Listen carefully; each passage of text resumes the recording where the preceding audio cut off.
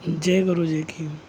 इस सावन के पावन महीने में आप गंगा जलम जो चढ़ाते हैं भगवान शंकर को, तो ये नहीं कि ज़्यादा, थोड़ा सा भी चढ़ा सकते हैं, क्योंकि भगवान शंकर को वो चीज़ें नहीं पसंद जो सब पसंद करते हैं। भगवान शंकर बस बहुत भोले हैं। हृदय से पुकारो और उनको अपना लो। देखो, एक छोटी सी मैं कहानी सुनाता हूँ जो गुरुजी ने सुनाई थी। एक पंडित जी थे काशी के। उनके कोई पुत्र नहीं था।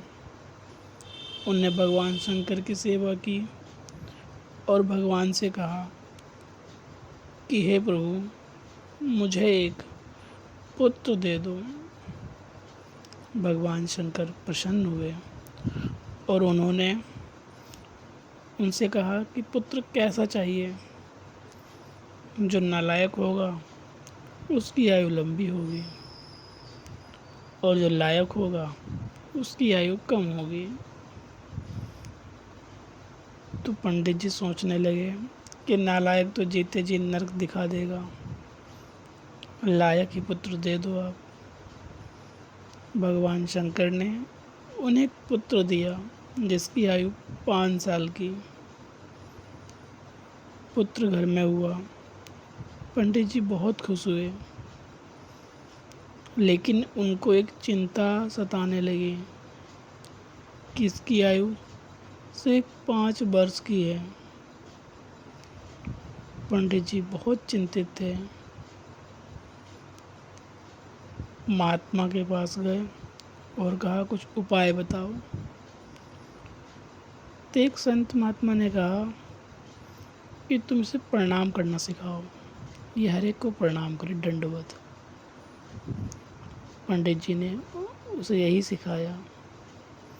वो लड़का जिसको देखता, जिस भी संत को, तो दंडवत प्रणाम कर लेता। एक बार अपनी गली में बैठा हुआ था, तब वहाँ पर सप्त ऋषि आए और लड़के ने दंडवत प्रणाम किया। सातों ने कहा चिरंजीवी रहो, चिरंजीवी रहो। पंडित जी ने यह सुना और बाहर आए। उन्होंने कहा रुको महात्मा जी, आपने क्या कहा। उन्होंने कहा कि मैंने इसको आशीर्वाद दिया है चिरंजीवी रहो। तब उन्होंने कहा कि इसकी आयु केवल 5 साल की है, अब देख लो, नहीं तो मैं। अब महात्मा लोग संकट में पड़ गए। उन्होंने कहा अब एक काम करो, ये पुत्र मुझे दे दो, क्योंकि इसकी आयु मुझे बढ़वानी है। वो महात्मा लेके गए ब्रह्मा जी के पास और उन्होंने उन्हें दंडवत प्रणाम कराया। ब्रह्मा जी ने 7 ऋषियों को देखा और सभी को कहा चिरंजीवी रहो, चिरंजीवी रहो, चिरंजीवी रहो। बीच में पुत्र ने प्रणाम किया, उसे भी चिरंजीवी का आशीर्वाद प्राप्त हुआ। अब तो महात्मा ने कहा कि ब्रह्मा जी से, एक तो बड़े संकट की बात हो गई कि क्या, कहीं आपने इस लड़के की आयु तो 5 साल है और आपने कहा चिरंजीवी रहो। अब अगर इसे कुछ हो गया तो ये आपकी जिम्मेदारी है। और हम कहें कि ब्रह्मा सही से पढ़ा लिखा आदमी नहीं है, सही काम नहीं कर पाता। ब्रह्मा ने कहा इन्हें भगवान शंकर के पास ले चलते हैं और कुछ आयु का उपाय करते हैं। ब्रह्मा जी और सप्त ऋषि गए, भगवान शंकर को प्रणाम किया। पहले ब्रह्मा जी ने प्रणाम किया, तब भगवान ने कहा चिरंजीवी रहो, और सप्त ऋषियों को भी चिरंजीवी का आशीर्वाद दे रहे थे। बीच में उस पुत्र ने प्रणाम किया। अब ब्रह्मा जी और सप्त ऋषि सब ने कहा कि प्रभु इसकी आयु तो 5 साल की है, क्योंकि आपने ही कहा और आपने चिरंजीवी कहा।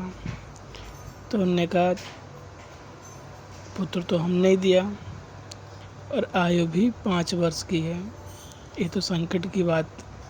उनने कोई बात नहीं, इसे कहो कि शिवलिंग पर बेलपत्र चढ़ाए और राम राम जपे और शिवलिंग पर बेलपत्र चढ़ाए, मैं सब देख लूँगा। सप्त ऋषि आए और पुत्र दे दिया ब्राह्मण को और उपाय बता दिया। पुत्र ने यही काम स्टार्ट कर दिया, बेलपत्र चढ़ाता और राम राम जपता।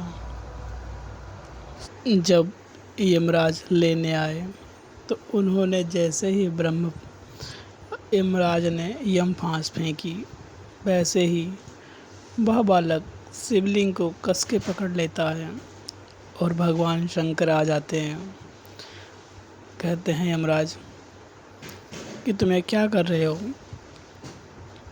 यम बोलते हैं कि प्रभु 5 वर्ष पूरे हो गए पुत्र के।